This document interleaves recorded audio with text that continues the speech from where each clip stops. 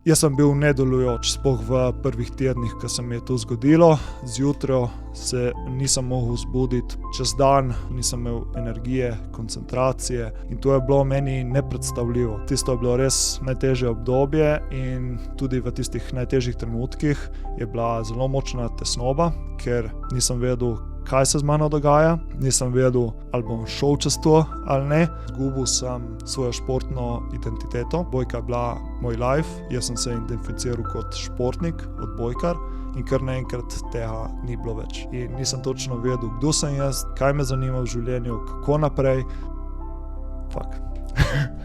Se rad prav čustvam zdaj.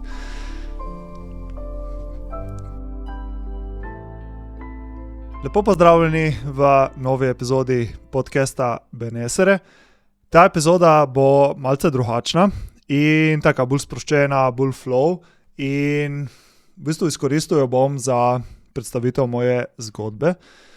Vem in zavedam se, da ne delim dovolj sebe, oziroma da tisti, ki me še ne poznaste osebno, niste še imeli priložnost me zares poznati, ker v bistvu v podcastih z gosti res želim dati priložnost gostu, da se predstavi in da govori o sebi in se jaz pomaknem malo nazaj. Mogoče kaj podelim vsake toliko kaj svoje izkušnje, ampak večinoma mi je fokus res na gostu in hočem, da je gost v ospredju, ker recimo pri nekaterih podcastih me moti, da vsaj mene osebno, da je v bistvu gostitelj podcasta dostikrat več pove kot gost sam. Tako da tu izhaja iz tega, da pole res na podcastih z gosti res dam besedo njim. Hkrati je pa razlog, zakaj to delam, tudi to, da se nočem odpreti oziroma imam strah oziroma odpor deliti preveč sebe, ker še vedno znotraj sebe je znotraj mene neko tako prepričanje, da če bom delil najbolj ranljive trenutke oziroma svojo zgodbo in tista najtežja obdobja, da še vedno da ne bom sprejet ali pa recimo, da bom zavrnjen ali pa recimo, da bo prišlo do nekega pomiljevanja strani drugih in tako naprej. Se zavedam, da so vse to neki notranji vzorci, notranja prepričanja, ki jih počasi predelujem, razbijam. Je že boljše, kot je bilo na začetku, se že bolj odpiram, več delim, ampak še vedno nisem delil tistih najtežjih trenutkov oziroma tiste najtežje preizkušnje, skozi katere sem šel, ampak v bistvu vse te stvari so me naredile to, kar sem jaz danes in vso to znanje, ki sem nabral do današnjega dne oziroma do sedaj, je posledica vseh teh stvari, skozi katere sem jaz šel. Tako da v tem podcastu bom predstavil svojo zgodbo in v bistvu tisto obdobje, ki je bilo v mojem življenju najtežje. Spravi, če začnem na začetku in ta prvi del bom šel malo bolj hitro in se ustavil pri tistem najbolj pomembnem trenutku oziroma obdobju v mojem življenju. Jaz od malega sem že športnik. Najprej sem treniral oziroma igral nogomet, začel sem že v prvem razredu osnovne šole, sem začel v krožku, potem v drugem razredu pa sem začel v nogometnem klubu Brda, tukaj v mojem lokalnem okolju. In v bistvu na začetku, se spomnim, sem bil tak malo bolj buckast fant oziroma mulo in nisem bil najbolj zdrav. In sem bil tudi malo len sem bil. Zmerno sem bil tako dosti inteligenten oziroma pameten, kar imam tudi po mojem očetu in po moji mami. Sem bil pa tak, nisem mi dalo delati stvari, nisem bil fizično aktiven, nisem bil najbolj zdrav, bil sem malo pretežek in tako naprej.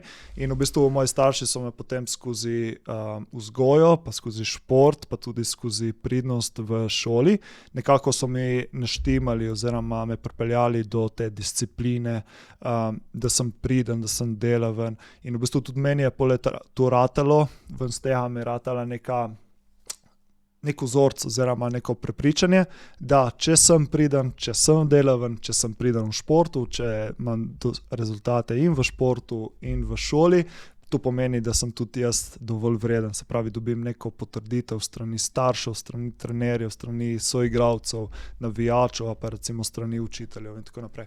In v bistvu to se je znotraj mene potem oblikovalo v to prepričanje oziroma ta vzorec, da sem najbolj vreden, kadar sem priden, kadar sem delaven, kadar so neki rezultati, kadar napredujem in tako naprej. No, če gremo, začel sem z nogometom, igral sem nogomet tam nekje do 6. razreda, v 4. pa sem začel krožek odbojke.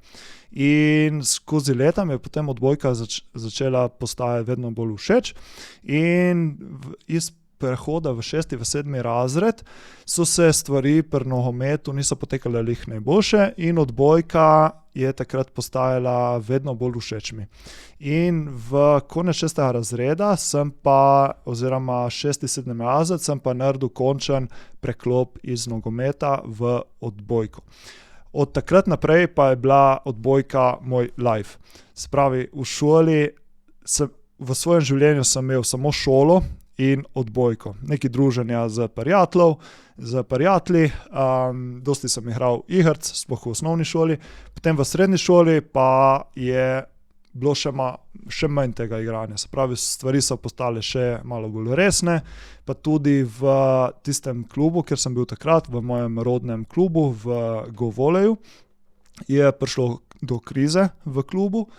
In kar naenkrat smo mladinci, najbolj perspektivni mladinci, smo bili vključeni v prvo člansko ekipo. In vse od prvega letnika srednje šole sem igral profesionalno oziroma polprofesionalno odbojko. Igral sem v prvi ekipi in smo igrali v prvi državni ligi, kar je pomenilo, da smo imeli vsakodnevne treninge, ki so vključevali tudi 2-krat na teden fitness in tekme smo imeli vsako soboto, včasih tudi ob sredah, se pravi 1 do 2-krat na teden tekme. Zraven sem pa hodil na športno gimnazijo. Gimnazija, itak veste, da ni lih najbolj enostavna, je kar zahtevna, tako da v bistvu moje življenje v srednji šoli je potekalo tako. Vstajanje, zajtrk, šola, prišel sem domov, oziroma takrat sem živel pri moji noni, babici v Sokanu, da mi je prišparalo 20 minut poti iz Brd v Novo Gorico, ko sem hodil na gimnazijo Nova Gorica. In v bistvu sem prišel domov, pojedel, sem malo odpočil, se šel učit, nekaj pojedel spet, trening, prišel domov, večerja, lahko še kaj malega ponovil, če sem imel test in potem spat.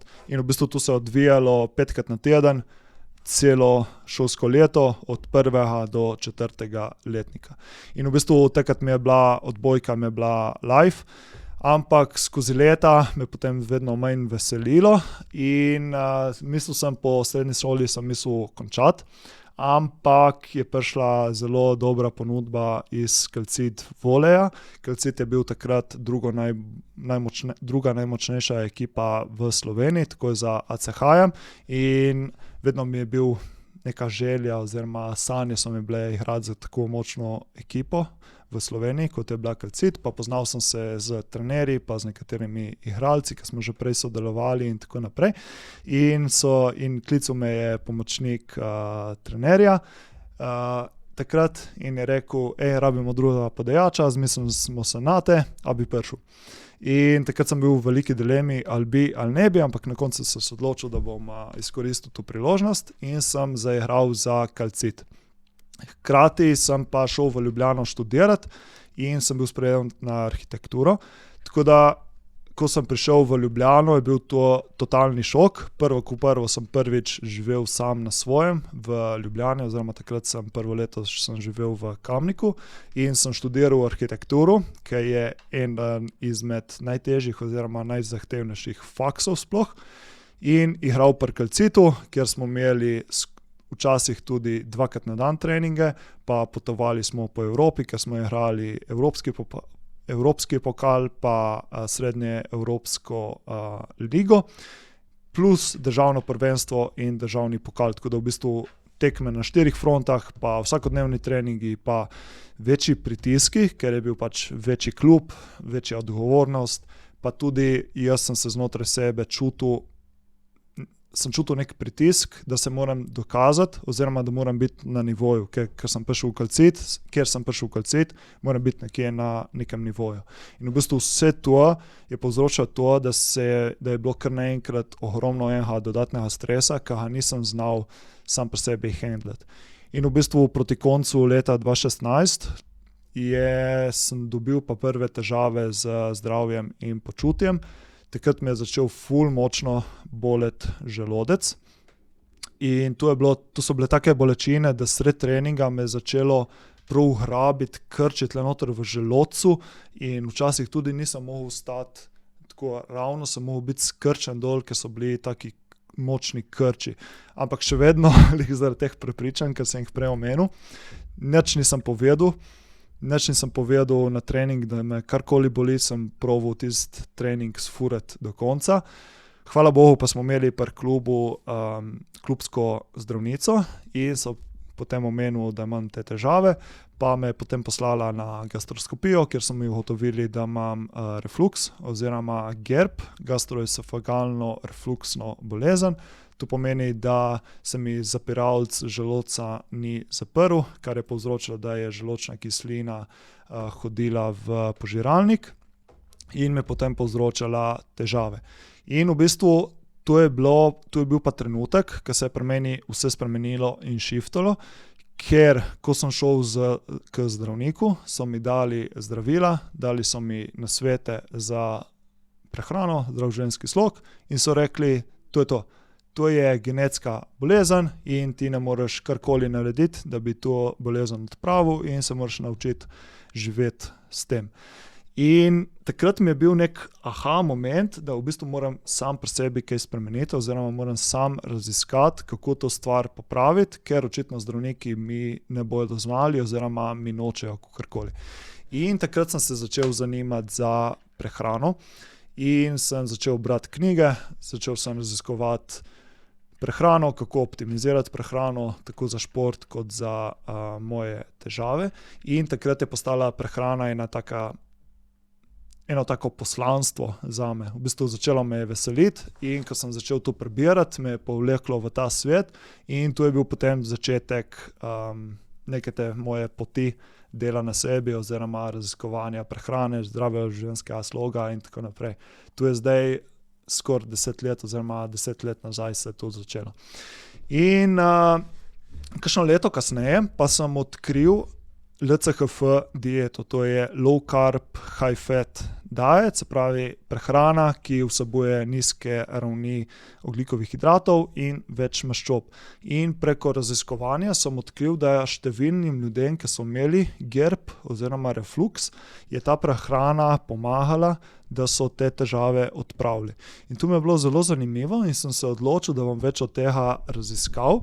In takrat je tudi začel Gašper Grom več od tega govoriti in sem v bistvu se zmenil z njim za sodelovanje, za coaching in že po parih mesecih te prehrane so se mi moje težave z želodcem in prebavo zelo zmanjšale. Tudi recimo s krvnim sladkorjem, prej sem imel ful težav, pa kar naenkrat se je tudi to umirilo. Se pravi, nisem rabil jesti vsakih par ur ali pa recimo med tekmami mi je dostikrat padel sladkor, pa sem mogel nekaj na hitro pojesti, nekaj sladkega, da mi je potem dvignil, pa potem spet padel, pa prav dobesedno je bil roller coaster.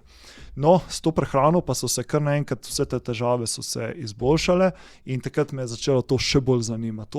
Ker se spomnim, sem si zamislil oziroma sem pomislil pri sebi, kako je to dobro, da lahko z enim načinom prehranjevanja izboljšam vse svoje težave. Pač koncentracija se mi je izboljšala, energija se mi je izboljšala, športni performance se mi je do neke mere za reči izboljšal. In mi je bilo ful dobro in takrat, ko sem začel s to prehrano, sem tudi naredil prvi certifikat za prehranskega svetovalca. To je bilo poleti 2017 pri Fitness zvezi Slovenije in v bistvu takrat je bil pa res zelo kvaliteten in zelo dober program, kjer smo govorili od prehranskih dopolnil, različnih diet, tudi imeli smo predavatelja Sandy Bitens, ki je predaval od funkcionalne medicine in vzroke za težavami z zdravjem, ker dostikrat v moderni medicini se zdravi samo samo posledice nekih težav, ne naslovil se pa vzrokov. In on mi je predstavil, pa mi je oprocil prav nov svet, se pravi, kako lahko sam pri sebi raziščem, kaj so neke težave kaj so neki vzroki za moje težave, ki jih imam takrat. In tudi recimo s njegovo pomočjo sem prišel do novih ugotovitev, zakaj imam težave z refluksom, kaj lahko naredim na temu in tako naprej in tako naprej. Tako da v bistvu to me je potem peljalo še globje v to. In jaz sem nadaljeval to raziskovanje. Isto leto, 2017, pa je prišlo, ko sem se že počutil veliko boljše, energija se mi je stabilizirala, lahko sem začel ponovno kofe piti, oziroma kafe, oziroma kavo sem lahko spet začel piti, ker predtem se je prav umaknil, ker v bistvu, kadar sem pil kavo, se mi je tudi želodec, oziroma težave z želodcem so se mi poslabšale, in ko sem naredil vse te spremembe v svojih prehrani, se mi je toliko izboljšalo, da sem lahko začel spet kafe piti, kar mi je bilo kudor. In v glavnem, je pa prišlo potem tako, da smo se razšli z Calcitom po 2 sezonah in sem začel igrati za drugo ligaško ekipo Črnuč. In nekako je prišlo zaradi različnih razlogov in zaradi različnih aspektov, je prišlo do tega, da tisto jesen sem se začel slabo počutiti, oziroma je prišlo do nekih prvih težav, za katere nisem točno vedel, kaj je vzrok oziroma kaj je razlog za te. Spomnim se, da bilo je tam nekje oktobra, sem prvič zbolel in sem mislil na začetku, da je samo pač normalna bolezen, da je pač prišlo do virusa, malo da mi je padel imunski sistem in tako naprej. Sem za par dni odležal in potem sem bil boljše in sem lahko že tisti vikend šel na tekmo in odigral celo tekmo. Ampak po tej bolezni sem pa čutil, da nekaj ni okej, da se nekaj znotraj mene, da se je spremenilo, kot da bi nekaj shiftalo in da ni povratka nazaj. In jaz sem pa nadaljeval v istem tempu naprej, se pravi, še vedno sem redno treniral, šport, fitness, še vedno normalno s faksom in pa tudi kofein sem še vedno nadaljeval naprej in kar naenkrat je prišlo do neke točke, kjer se je telo prav zrušilo. In v bistvu takrat je bilo res eno tako težko obdobje, ker nisem vedel, kaj se pri meni dogaja. Zvečer nisem mogel zaspati, oziroma je prišlo tudi do zelo močnih nespečnosti. Zjutraj nisem mogel vstati, se pravi, vstal sem, ampak nisem bil delujoč cel dan. Nisem imel energije, slabo počutje, kar naenkrat koncentracije ni bilo več. Če sem spil kavo, me je vrglo v tilt, se pravi tesnoba, živčnost, ki je kofein spustil, je pa bil tak kreš energiji, da nisem vedel, kaj bi sam sabo, ali bi šel sploh na trening, ali bi mogel odležati doma. In v bistvu to je ratal začaran krog. In prišlo do neke točke, kjer se spomnim zvečer, je bilo tako hudo, da nisem vedel, kaj bi sam sabo, in sem začel raziskovati, kaj bi lahko bil razlog za to moje slabo počutje. In takrat sem se spomnil na predavanje iz prehranskega svetovalca tisto poletje, ki sem prej omenil. Sandi Bitenc je v tem predavanju omenjal tudi utrujenost nadledvičnih žlez in to je takrat povedal, da je bil pojav, ki se pojavi po dolgih obdobjih stresa oziroma travmatičnih čustvenih dogodkih. In se spomnim, sem vzel v roke ta priročnik, ki nam je ostal iz prehranskega svetovalca, in šel pogledati simptome in kako se jaz takrat počutim, sem primerjal, in kar naenkrat sem prišel do ugotovitve, da verjetno imam utrujenost nadledvičnih žlez oziroma po domače povedano, da sem se skuril. In potem sem naredil par testov, pa sem šel brati literaturo na spletu in tako naprej in sem ugotovil, da je prišlo pri meni do izgorelosti. In jaz sem pa tak zelo analitičen tip in kadar prije do nekih težav, problemov, zmeraj probam analizirati, zakaj je do tega prišlo oziroma kaj je sploh ta stvar. In takrat sem začel prebirati literaturo, gledati splet, YouTube, in tako naprej. In sem v bistvu prišel do zaključka, da sem fizično prehorel. Ker je bilo veliko aktivnosti, veliko stresa, pretiraval sem s kofeinom, nisem jedel pravilno, ker čeprav mi je LCHF pomagal pri stabilizaciji krvnega sladkorja in mi je umiril moje težave z prebavo, ta prehrana ni idealna oziroma sploh ni primerna za visokointenzivni šport, kar odbojka je, in v bistvu pomanjkanje ogljikovih hidratov mi je spravilo še pod višji stres.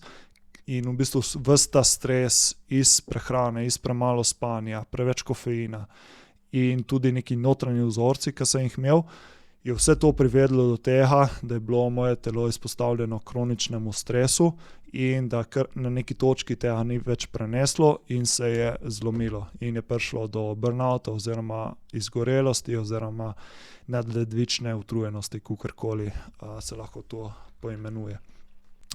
In v bistvu tisto obdobje je pa bilo najtežje obdobje v mojem življenju do takrat, ker ko sem prej omenil, jaz sem bil nedelujoč, sploh v prvih tednih, ko se mi je to zgodilo. Zjutraj se nisem mogel zbuditi po nobenem možnem načinu. Čez dan sem bil nedelujoč, nisem imel energije, koncentracije. Takrat sem živel v Ljubljani v 4. nadstropju in se spomnim, če sem hotel iti po stopnicah gor, ko sem prišel do 4. nadstropja, mene so noge bolele tako, da nisem mogel verjeti, pa bil sem ves zadihan samo od tega, da sem hodil po stopnicah v 4. nadstropje. In to je bilo meni nepredstavljivo, ker v bistvu bil sem mlad, bil sem v nekem vrhuncu svoje športne zmogljivosti in kar naenkrat se mi je to zgodilo in vsa vzdržljivost, vsa moč, vsa eksplozivnost, vsa fizična pripravljenost je čez noč šla. In v bistvu tu je potem postal začaran krog. V klubu nisem hotel povedati, da je karkoli narobe z mano in sem vztrajal in sem se čez dan ravno toliko spočil oziroma nabral moči, da sem lahko šel na trening, da sem oddelal trening. Pa čeprav je bil tisto na minimalno, ali to, da sem preživel, sem prišel domov, sem probal malo odležati in ko je prišel čas za spanje, da bi se lahko naspal, da bi si nabral energijo, da bi bil naslednji dan boljši, je prišlo do tega, da ali nisem mogel zaspati, ali pa sem zaspal in sem se zbudil med 2 in 4 po noči in nisem mogel več zaspati. In je bila taka močna insomnija, da to je bilo grozno. In tudi če sem pole zaspal nazaj, sem se zjutraj zaradi tega, ker se mi je spanje vmes prekinilo, sem se zjutraj zbudil spet izčrpan in sem komaj preživel čez dan in zvečer, ko bi bil čas da bi šel spat, da bi se regeneriral, da bi se telo spet obnovilo, spet nisem mogel zaspati in se je potem spet ponovil ta začaran krog. In v bistvu takrat je bilo res zelo težko, sploh v tistih najtežjih dnevih in najtežjih trenutkih. Najtežje je bilo sploh zvečer oziroma ponoči, ko se je vse umirilo in ko bi mogel se jaz umiriti, moje telo bi moglo iti v spanje, je dobilo naval energije, zaradi tega, ker je bil kortizol porušen, namesto da bi bil zjutraj visok in bi potem čez dan padel, ker je bilo telo v tako slabem stanju, zjutraj kortizol ni mogel narasti in je potem naraščal skozi dan in je bil najvišji zvečer, kar zaradi tega pa nisem mogel zaspati, nisem se mogel umiriti, kar mi je potem povsem porušilo moj sistem in moje delovanje. Tako da tisto je bilo res najtežje obdobje in tudi v tistih najtežjih trenutkih je bila zelo močna tesnoba, ker nisem vedel, kaj se z mano dogaja, nisem vedel, ali bom šel čez to ali ne, ker vsi viri, vsi literatura, ki sem jih takrat prebiral, so poudarjali na to, da za uspešno regeneracijo oziroma obnovo po izgorelosti, je treba zmanjšati ves kofein, treba zmanjšati vse fizične napore, treba zmanjšati težke mentalne naloge in jaz nič od tizga nisem mogel. Takrat mi pa hkrati ni bila možnost, da bi jaz pustil odbojko. Ker v bistvu do takrat je bila odbojka moj life in čeprav sem vedel, da me ne več veseli kot nekoč, si še vedno nisem upal oziroma nisem želel pustiti, ker sem čutil tudi veliko notranjih pritiskov do samega sebe. In hkrati nisem hotel pustiti odbojke, ker sem se hotel dokazati drugim. Se pravi, hotel sem se dokazati prejšnjemu klubu, ker mi je prekinil pogodbo in sem si potem mogel najti drugi klub. Tako da v bistvu v Črnučah sem nekako na nek način hotel dokazati Calcitu, da sem vreden, da sem dober igralec, da sem dober podajač. Hkrati sem bil kapetan v klubu oziroma v ekipi, bil sem najbolj izkušen igralec, bil sem glavni podajač, se pravi je na meni temeljila igra in tudi sem čutil pritisk znotraj sebe, da ne smem pustiti, ker v bistvu, če jaz pustim, potem bo propadla ekipa, kar seveda ni res, ampak še vedno. No. In v bistvu sem se odločil sam pri sebi, da bom vztrajal do konca sezone in po sezoni bom videl, kako in kaj naprej. In zdaj, ko pogledam nazaj na tisto odločitev, vem, da ni bila prava. Če bi vedel vse to, kar vem zdaj, in če bi se zavedal vseh teh vzorcev in prepričanj, ki sem jih takrat imel, bi skomuniciral v klubu, kaj se mi dogaja in bi že takrat prekinil in bi šel na to pot regeneracije oziroma okrevanja po izgorelosti. Ker tisto, kar sem takrat naredil, mi je pustilo pa neke dolgotrajne posledice, ker se nisem pravilno lotil regeneracije in okrevanja po izgorelosti, mi je pustilo dolgoročne posledice.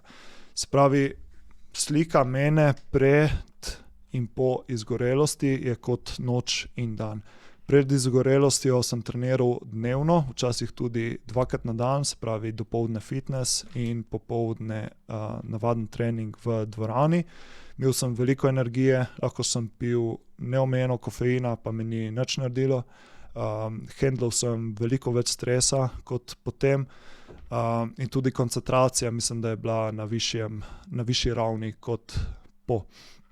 Po izgorelosti pa sem rabil po mojem pol leta, da sem prišel na nek normalen nivo energije in rabil sem skoraj 1 leto, če ne še kaj več, da sem spet začel redno trenirati v fitnessu, ker predtem sem proval, ko sem začel redno trenirati v fitnessu, sem proval iti vsake toliko v fitness, ampak se tega nisem lotil pravilno in hkrati sem in malo pretiraval, hkrati mi pa moja regeneracija, zaradi tega, ker je bilo telo v tako slabem stanju, me ni podpirala in po navadnem treningu sem rabil tako par dni, da sem prišel k sebi, da se je moje telo regeneriralo, včasih pa še več.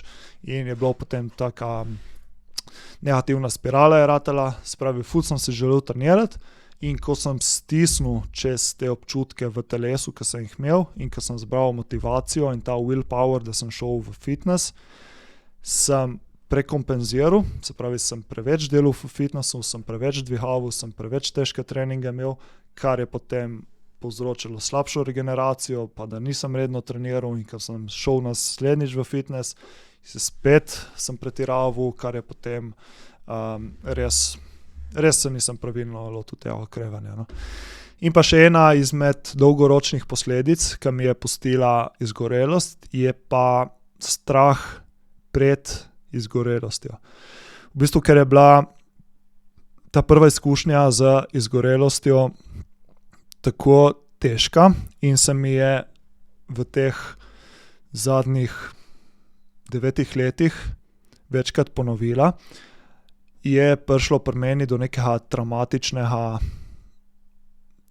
spomina na izkušnjo izgorelosti in vsakokrat, ko se čutim nekje na meji s stresom in ko mi za več dni pade energija in se slabo počutim, pride do neke travme izgorelosti In čeprav se razumno oziroma razumsko vem, da ne bo prišlo do ponovne izgorelosti, je še vedno odzadaj močen strah, kaj pa, če bo se ponovila izgorelost. Kaj pa, če kar naenkrat bom brez energije, kaj če ne bom mogel več športati, kaj če ne bom mogel delati več tega, kar me veseli, kaj pa če. In čeprav se zavedam, ko sem prej omenil, da to ni razumno, da do tega ne bo prišlo, je tak nek podzavedni strah, ki ga še vedno predelujem, je vedno lažje, ampak še vedno v nekaterih obdobjih, ko se res slabo počutim, je še vedno nekje odzadaj ta strah in mi kvari kvaliteto mojega življenja in me da v nek tak balonček in da ne morem delati normalno stvari in da se ne morem dobro počutiti in se malo zaprem vase in tako naprej. Tako da to je še ena taka stvar, ki me še malo drži nazaj, pa je vedno boljše, ampak ni še pa prav okej. In ja, potem sem rabil pa kar veliko časa, da sem prišel k sebi in že po parih mesecih po koncu sezone sem videl, da prvič, da me odbojka ne veseli več, drugič, da nisem več pripravljen furati profesionalnega oziroma polprofesionalnega športnega lifestyla in da ne živim dovolj. In hkrati, da sem videl oziroma sem čutil, da potem ne bom prišel po tej izgorelosti, ne bom prišel tako hitro nazaj k sebi. Zato sem se odločil oziroma sprejel težko odločitev, da pustim odbojko. In čeprav sem imel, mislim, da 3 ponudbe za naslednjo sezono za igranje, sem se odločil za 4. In to je bila, da prekinem z odbojko. In tisto prvo leto oziroma prva sezona neigranja je bila po mojem najtežja do takrat, ker v bistvu izgubil sem svojo športno identiteto. Kot sem rekel prej, odbojka je bila moj life, jaz sem se identificiral kot športnik, odbojkar in kar naenkrat tega ni bilo več. In nisem točno vedel, kdo sem jaz, kaj me zanima v življenju, kako naprej. Tudi velik aspekt tega je bil to, da sem izgubil družbo oziroma izgubil sem neko pripadnost, skupnost, ker mogoče kdo, ki je igral kakšen skupinski šport oziroma ste bili v skupinskem športu, potem veste, da ko si ti v skupinskem športu, je ekipa tvoja skupnost. Se pravi, ti se dnevno družiš z njimi in na treningih in po treningih, na tekmah. In v bistvu life se ti odvija znotraj te skupine, znotraj kluba in ekipe in kar naenkrat tudi tega ni bilo več. Tako da je bil velik transition in je bilo kar zahtevno, težko. In hkrati sem takrat v Ljubljani študiral na Filozofski fakulteti Ljubljana, študiral sem zgodovino in italijanščino. In ker me je začela prehrana, življenjski slog, delo na sebi vedno bolj zanimati, sem vedel, da moja akademska pot znotraj zgodovine in italijanščine ne obstaja, tako da tudi tam sem imel potem pomisleke, ali sploh zaključiti študij, ali je vredno zaključka študija, ali bi se res popolnoma posvetil tej novem veselju, novi poslanstvu, kar je bilo prehrana, življenjski slog in tako naprej. Ampak ker sem se že enkrat prepisal na faksu, nisem videl druge rešitve, kot zaključiti ta faks in nekako bo. Tako da ja, potem nekako sem tisti zadnji letnik sem nekako sfuril skozi, čeprav mi je bila ful velika muka, pa nisem užival v tem, ampak nekako sem mogel tu zaključiti. Sem pa potem pisal diplomsko delo iz zgodovine prehrane, kar mi je bila pa ful veliko veselje in sem ful užival v tem, tako da nekako se je pole vse lepo izšlo. Tako da ja, od takrat me je pot potem vodila nazaj za pol leta v trenerske vode, in kjer se nisem našel in sem potem dobil priložnost za službo in delo v trgovini z prehranskimi dopolnili v Novi Gorici. In takrat se mi je končno začela risati moja pot in kaj bom počel v življenju. Tako da nekaj let sem delal v trgovinah z športno prehrano, 3 leta nazaj pa sem se odločil narediti preboj in stopiti na to pot podcasterstva. Tako da, ja, in danes smo tle, ne. Tako da, ja, hotel sem nekako s tem podcastom, se hotel malo risati, kako se je začela ta moja pot, ki me je potem pripeljala do tle, kjer sem danes. In če pogledam nazaj na tisto obdobje pred, med in po izgorelosti, dosti časa sem tisto izgorelost videl kot neko prekletstvo, da se je zgodila za mene in da mi je pokvarila in porušila življenje.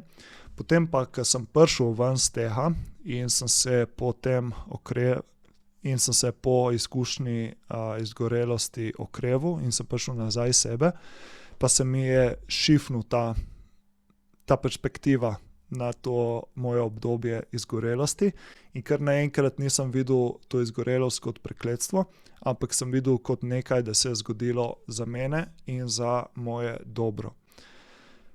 Čeprav verjamem, da če ne bi prišlo izgorelosti, bi me še naprej zanimala prehrana, življenjski slog in verjetno bi nadaljeval po tej poti raziskovanja in udejstvovanja na tem področju, vendar nisem siguren oziroma nisem ziher, če bi me pripeljalo do tle, kjer sem danes. Ker v bistvu izgorelost je bila tak velik boom oziroma taka velika prelomnica v mojem življenju, ki mi je šiftala prav vse in oprla mi je toliko novih pogledov in toliko novih spoznanj, do katerih sem prišel in ne vem, če bi prišel do vseh teh stvari, če ne bi bilo tega. Recimo, ena izmed najbolj pomembnih stvari, ki mi je oprla izgorelost, je to zavedanje mojih lastnih vzorcev, prepričanj in kako one diktirajo, kdo sem jaz in kako delujem v svojem življenju.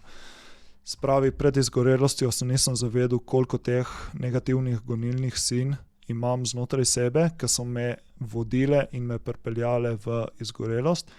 Po sami izgorelosti pa sem bil primoran iti pogledati v sebe in zakaj imam vse te stvari znotraj sebe in vzorce in prepričanja in sem jih začel razbijati.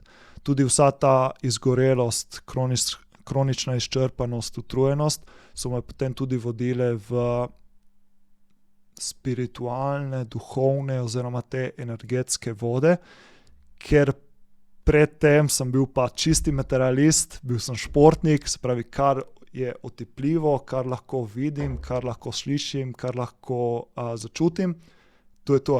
Ostalo ne obstaja. Ampak nekako me je ta potreba po zdravljenju, po okrevanju vodila tudi v te vode in takrat se mi je tudi oprl potem nov svet in tu je bila potem nadaljevanje oziroma začetek nadaljevanja tega dela na sebi. In skozi to pot sem nabral ogromno znanja, ogromno izkušenj, ogromno novih spoznanj o sebi, o življenju, o duhovnosti, o notranjih vzorcih, o prepričanjih. In ravno zaradi tega, ravno zaradi teh vseh težav, ki sem jih imel na svoji poti, sem to, kar sem danes in zaradi tega čutim tako veliko veselje, poslanstvo in namen, da se udejstvujem na tem področju in da predajam te stvari naprej. Ja, mislim, da bi lahko govoril še na ure in ure, ampak mislim, da bo dovolj. Hotel sem dati nek tak vpogled v sebe, se malo odpreti, biti ranljiv.